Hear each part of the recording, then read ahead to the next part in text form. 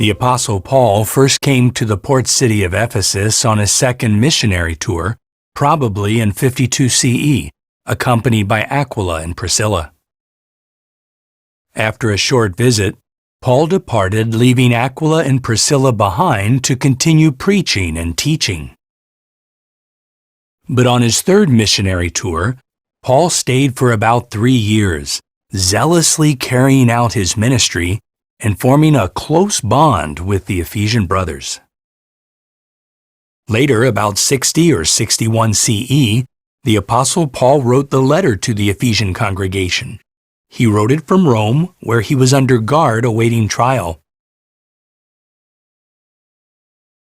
The letter to the Ephesians has 6 chapters. Chapter 1 highlights that God purposed an administration, or a way of managing his household. By this means, those chosen to live in heaven and those who would live on earth would be united with Jehovah through Christ. In chapter 2, the apostle likens the Mosaic law to a wall that had long separated Jews and Gentiles. The sacrificial death of Jesus abolished the law covenant and thus destroyed the wall in between the two groups. In chapter 3, Paul mentions the sacred secret of the Christ and explains that it is God's will to include non-Jews among the relatively small number of humans who are called to reign with Christ in heaven. Did you know? The city of Ephesus was famous for a huge temple dedicated to the goddess Artemis.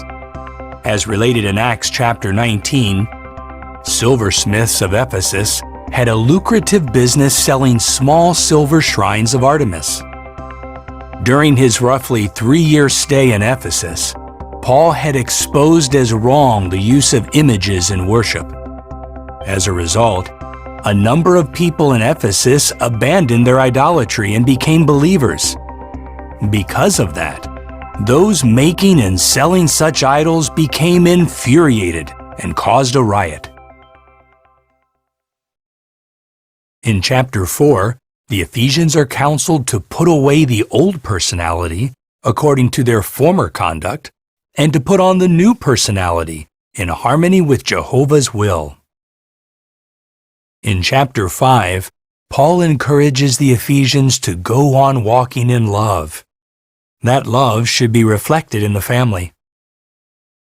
Wives are counseled to be in subjection to their husbands. Husbands are counseled to continue loving their wives, just as the Christ also loved the congregation.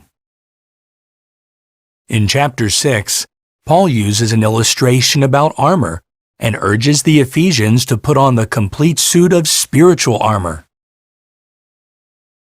Doing so will help them to remain faithful despite all difficulties. As you read the inspired letter to the Ephesians, note how we must put on the new personality according to Jehovah's will, how we should put on the complete suit of spiritual armor, and how Jehovah purposed to unite Jews and non-Jews as heirs with Christ in the kingdom.